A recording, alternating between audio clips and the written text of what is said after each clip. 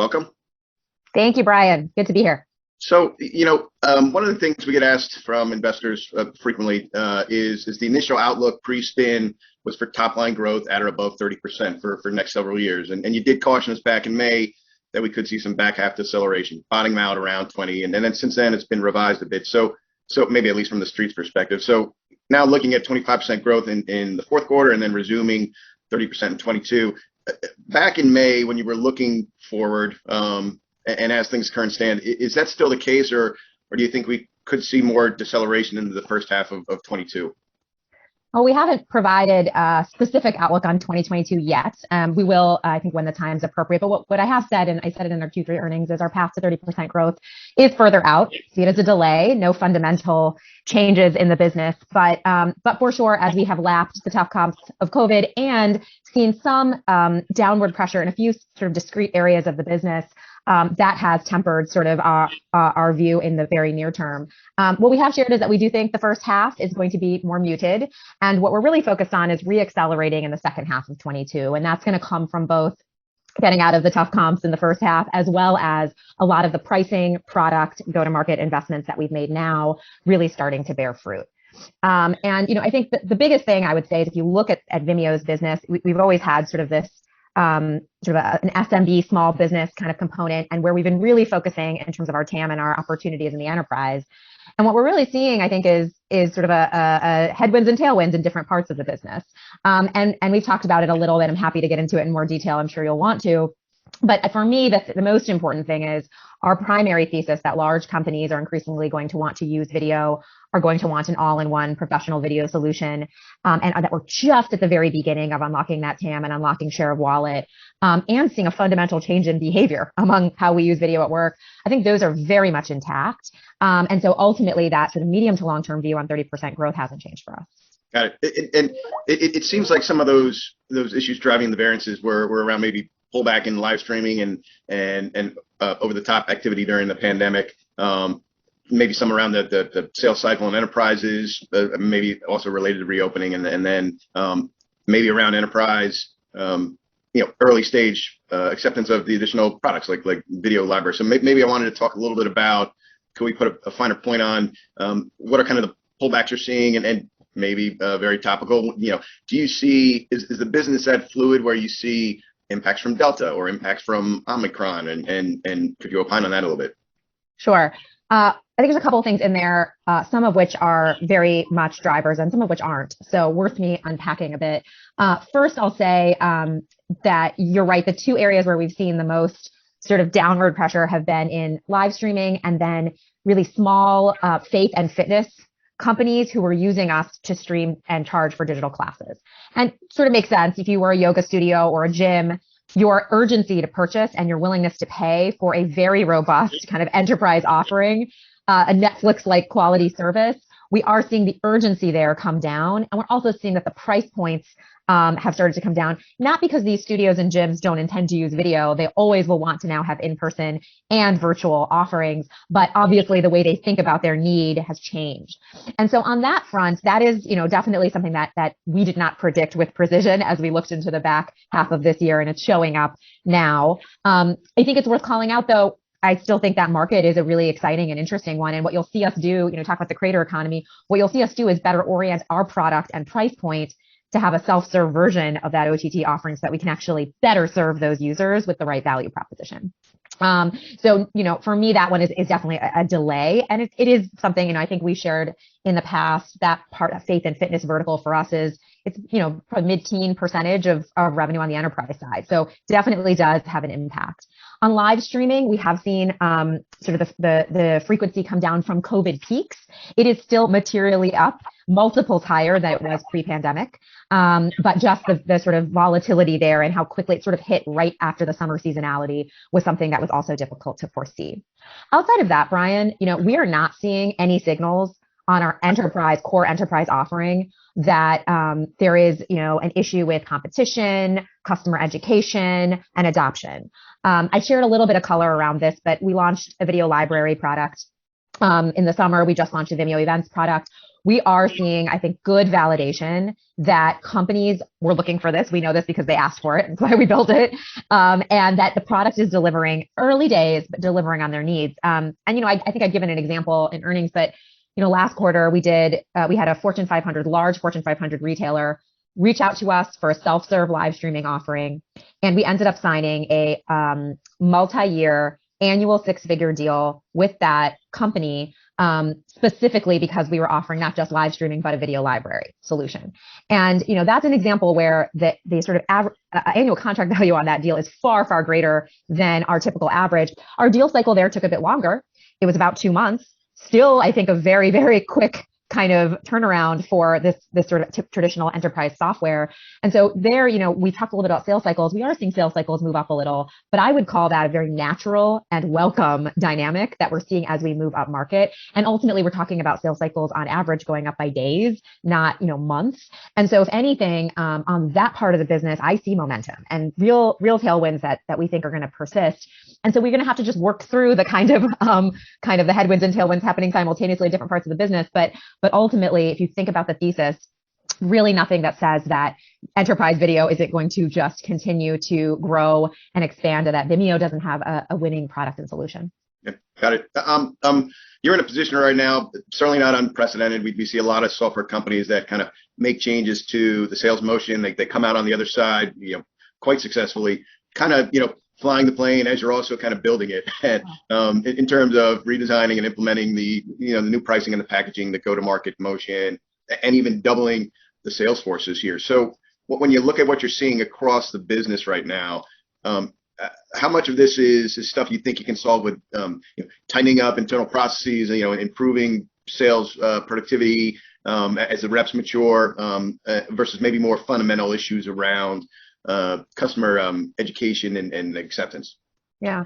As I said, I don't see any challenges. I only see opportunity on customer education and acceptance. And the thing to remember is we launched a video library a few months ago. We launched Vimeo Events, which is our webinar solution that goes after a totally new market of B2B marketers weeks ago. So, for me, there's nothing that indicates that we aren't spot on that strategy and that we won't be quite successful. And again, customer feedback right now has been very consistently, I need this, I want this, I will pay for it. And by the way, I will choose Vimeo because it has an all-in-one solution. A great example is Whirlpool. It was a competitive replacement. They were working with another provider, and they chose Vimeo because our UX and sort of the user experience is so much more modern and intuitive because of the quality, because of our support, because of the breadth of our solution. So I'm not seeing anything on that front. To your point on execution and how do you kind of, you're launching whole new products and you have to figure out how to sell them while scaling a sales force and moving fast in a market. For sure, there's opportunity there. And I'd put it in a couple buckets. I think one is when you ship new products that go after new markets, it takes a little bit of time to figure out what the right message and motion is. A great example is that as we've moved up market to larger companies, we are seeing that we now have to go through a procurement process, an infosec process, legal approvals. We're basically selling to different decision makers. We used to basically enter the enterprise with a single offering, live streaming, and it was to a single buyer that didn't need a lot of approvals. Now we want to have a wall-to-wall deployment within organizations. We want the CIO signing off and saying, let's do a multi-year deal where every video and across my organization is hosted on Vimeo. But that sort of understanding how to perfectly sell through that process is a different skill set. And so one thing you will see us do is specialize our sales force more. Up until now, believe it or not, even at the scale we've been at, our sales force has been generalized. So you had the same person selling a $20,000 deal that's just live streaming with a 10-day sales cycle, trying to also sell to a Fortune 100 company, a much larger deployment. And most enterprise software companies segment their sales force based on things like company size or use case. And that's something we're moving to that we expect to have an effect in January. We're bringing in, I think, a lot more seasoned SaaS veterans who have seen other parts of our go-to-market, customer success, solutions, business operations. These are all areas that are very new for us. They are not in Vimeo's historical DNA. And you have to first build the products to sell to be able to then kind of get the go-to-market right. So I think those are all real opportunities, I would say, Brian, and I'll take execution risk any day over something existential. And then the very last point I'll make is pricing. Our pricing has not been really optimized for the offering we've just launched. And you will see us, and we've talked a bit about it, but you'll see us over the next couple quarters on the enterprise side, roll out, we're beta testing right now, sort of what we believe is much more optimized pricing packages that are better aligned with the success of our enterprise customers, and that we believe will unlock more share of wallet in the medium term. So yes, all of those things are happening at once. And I think, ultimately, it's the appropriate thing in a market that is the demand is now, and we're moving fast. And in many ways, I think the scrappiness of Vimeo, despite our scale, is an advantage. Yeah. Maybe stepping back a bit on enterprise video solutions in general. People have been talking about this opportunity for a while, for over a decade. It certainly hit a point in a moment during COVID. Vimeo has talked about it being a $75 billion TAM. When you talk to an enterprise or sales assisted customer for the first time, that's typically been with Vimeo Live or OTT as an entry point. When you think of that core of what the enterprise suite will become over time as you step into that TAM, should we be thinking about library or asset management as the central hub? How are you thinking about that, and how are you your more forward-looking customers thinking about that today? Yeah, so certainly we've seen a pretty notable shift in the way that enterprise customers think about video. When the pandemic hit, it was reactionary. It was, wow, I got suddenly a team that's distributed. Work has to continue. I got a sales team that's got to sell. I got to reach my customers. I got to communicate internally. Give me video, and I'll take whatever's available. There has clearly, I would say, in the last few quarters, we're seeing many more customers really approaching this strategically. A lot of companies investing in digital transformation, a lot of CIOs, comms teams really being tasked with how do we be video first in the future. And I will tell you, we don't think of any of our features, whether it's video library or events, as sort of the one thing. It really is about a holistic solution. And I'll tell you why. Because ultimately, our view, and I think what we see from customers more and more, video is just a means to drive ROI.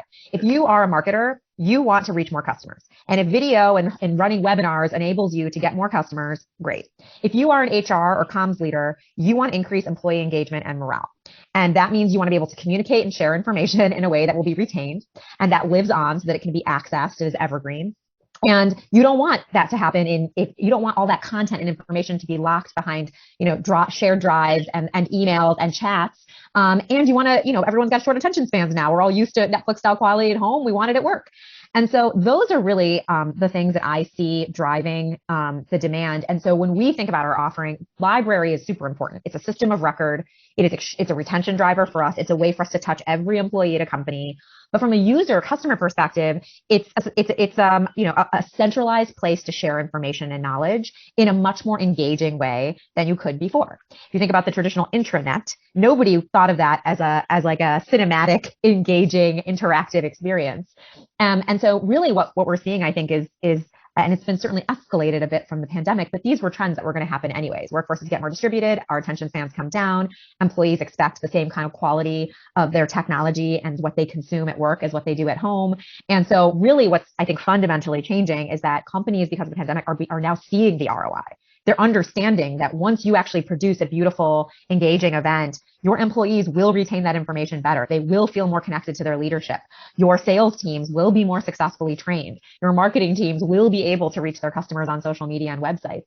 And so it's really, I think, just the technology is finally both available at a price point that's accessible, and enough people have been forced to adopt it that the ROI is now becoming clear. And that's how we think about it. And are you, it sounds like you're, in terms of asset management and moving from a point of live and over the top to that asset management, it sounds like are you competing against other solutions, or are you competing against this kind of disparate hodgepodge of people who are, to your point, saving it on hard drives and here and there? And then is that pain point becoming acute because over the past maybe 18 months, we've created so much content, and now we're actually reaching a point where, oh shit, how do we manage all this stuff? Yeah. So I think on the first part, if you look at our number one competition, it's not an existing solution. It really is people not having invested in video software in the past. And it is actually this, well, now suddenly I have all this video content and I need a place to house it. and because of I had to react during the pandemic, and now I need a proper strategy, and there's a total willingness to take some budget from certain different departments and put it towards this because we've seen the impact, and that's definitely been a big one. The majority of our wins are enterprise wins, are net sort of new greenfield deployments. They are not sort of competitive replacements. When we do replace a competitor, if you look at the market today, I've said this before, we don't really see a direct one player that has the breadth of offering that we have today. We don't assume that will be how the future works, and that's why we're investing. We'll continue to invest very, very substantially in our product roadmap. But today it is a hodgepodge, and there'll be some players that are really strong in one area or another. To give you an example, when we launched Vimeo Events a few weeks ago, that's for us opens up the webinar market. We didn't previously have a webinar solution. There are whole public companies that just do webinars. And so of course we will go, up against them, but we'll go up against them with a very, very different value proposition, which is this is not a webinar solution. This is a one-stop shop for all of your video software needs. And, once you host that webinar and you're doing 6 webinars a week, you want that content to be automatically recorded, archived, edited, transcribed, turned into a sizzle reel that you can put on your blog. And you want every member of your marketing team, regardless of who leaves and comes, to have access to it in a secure portal. And you want to be able to control the permissions. And that sort of full life cycle of video really doesn't exist in any other offering at the breadth that Vimeo has. And that is what we are seeing really resonate. It's allowing us to win deals today that we could not have won a year ago. And it is allowing us to move up market. I think I shared in earnings our pipeline for companies greater than 1,000 employees, or the largest kind of companies, is up 150% year over year in Q3. And we shared our enterprise revenue in Q3 was 60%. That includes the sort of drag from OTT. So if you look at how larger companies, and it's sort of our real target within the enterprise, are kind of adapting, we see a lot of momentum. Yeah, an interesting caveat. I was talking to one of our vendors. It might be the one we're actually using right now for this conference, and they were using Vimeo, and I asked them why, and I wasn't dealing with C-suite people, I was dealing with a technician, and they said, oh, because it literally, we host the video live and then it's available a second later. It's just so easy and seamless in terms of a complete solution. We got a question inbound. Can Vimeo elaborate on the partnerships with TikTok and Shopify? Sure. Our partnership strategy is new, but I'd say very exciting. So we kind of embarked probably about 18 months ago on this idea of, okay, we see the power of video. How do we open up the market more by exposing more businesses to Vimeo on the platforms that they're already at? And so the thesis was, how do we bring Vimeo's capabilities into platforms like TikTok, like Shopify, like GoDaddy, and so that small businesses can actually really experience the tools with the least amount of friction. And the belief was, if you remove the friction for small businesses to create video content, which is the number one barrier for them, they will actually quickly be able to do more. And I would say, in each of these cases, whether it's Shopify or TikTok or GoDaddy, we are seeing that. Same with Facebook. We are seeing that when we get our tools in the hands of small businesses, they are creating content. They are happy. They're getting better engagement. They're delivering better outcomes from the ads they're putting on social media platforms. And so they want to do more. And what's most encouraging is we partner very closely with TikTok, with Facebook, with others, to help drive sort of the right results. And our incentives and their incentives are very much aligned. If we can build technology and tools that help their businesses sell more product on these social media platforms, then obviously the social media platforms are very happy as well. They get a cut of that revenue. So we're seeing really positive signals, and actually a couple large social media platforms have actually tested our tool against others, including their own homegrown tools. And you're seeing us very kind of steadily expand our relationships with each of them because the results have been positive. I also just want to add, though, one of the things that I'm really excited about going into 2022 and that we started to see this year is that same strategy that we've taken for small businesses on social media platforms, we're also now applying on the enterprise side. And so we've announced integrations with Asana, with Figma more recently, where we're actually taking things like our screen recording tool, that's a free tool, natively integrating it into collaboration software, and then developing a relationship where we're then turning that into a way to acquire enterprise customers in the future. And I see all the same, it's far earlier, because we've just really embarked on that strategy, but I see all the same dynamics and potential. So the ability to basically, remove friction, put the power of video and Vimeo directly in the hands of these enterprise customers, and then add value for them over time such that they want a direct relationship with us. So in each of these cases, the goal is really opening up the market, and then scalable acquisition. It's really a way for us to attract more of our target customers that are off Vimeo and be able to bring them into the platform. And so, again, it is early. I would think of the impact on the P&L of this as much more of a 2022 thing. But what we're seeing is user adoption for sure, user satisfaction and partner satisfaction and deeper engagement. And those are really good indicators that we should be successful with the strategy. And then on that, create screen recording and like the partnerships with Asana. Do you view that as, we kind of view it as essentially multiplying the number of users within organizations who are creating video, and then that builds momentum around, now that's going to motivate asset management and uptake over time because we've got more creators creating stuff. Are you starting to see that flywheel start to turn? Absolutely. So, a couple of years ago, we kind of doubled down in creation and the concept of unlocking video creation, because that's the very beginning of the video journey. Everything else you do, hosting, publishing, distribution, analytics, all comes after you've actually created content and that you're doing it at scale. And I think we are absolutely seeing that turn out to be a very prudent investment. And what's really exciting, if you look to the future, is we believe in sort of this concept we call internally employee generated content.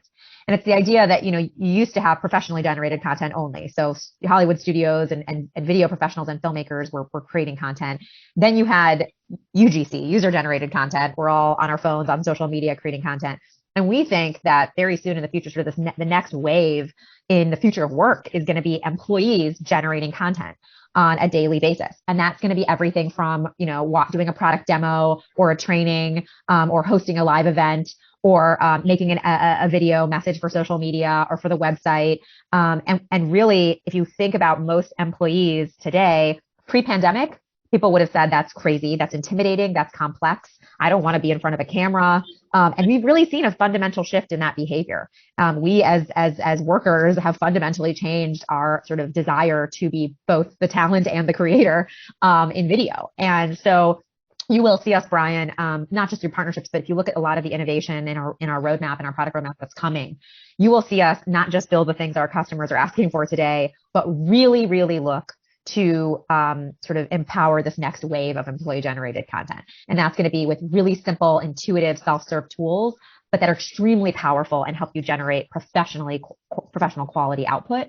And that generally are more engaging and will actually be more powerful for communicating your message in the future. And I will tell you, we are very early still. I spent a lot of time talking to startups. I spent a lot of time with our labs. We have a labs group that does quite a bit of sort of forward-facing work here. We are extremely early in what video can and will do. And if you think about what we're experiencing now, it's going to look very different in a couple of years. So I think a lot of good adoption will come from that. Got it. We might have time for just a couple more. One quick one that came inbound was, given the focus that companies like Facebook and NVIDIA are putting into AR, VR, metaverses, does Vimeo face any obsolescence risk over the next number of years in terms of other people building 3D AR, VR creation tools? Yeah, I think there's just a ton of opportunity. I mean, if you believe in AR and the metaverse, then you believe we're going to have wearable devices that are recording tons of video content. And that content needs to be organized. It needs to be utilized to actually then, after that experience of which it's been recorded, it has to be useful. And actually, if you think about many of the things that we're doing, the more people create content, the more video content that's recorded, the better for Vimeo. You will see the rest of that sort of solution and ecosystem just become more and more valuable. And if you think about a lot of the things we are investing in, whether it's video library or automatic transcription or using AI to automatically take a ton of video content and turn it into something that is much more usable and digestible, these are all seeds we've been planting now for a couple of years and are investing in heavily. And I think they will play very nicely in a world where there's a lot more video content recorded in many more surfaces. The more surfaces, the better for us. Yes, very good. We are out of time, so I think we're gonna have to put a pin in it there. Anjali, thank you so much for being with us this morning. Thank you, Brian. Thanks, everyone.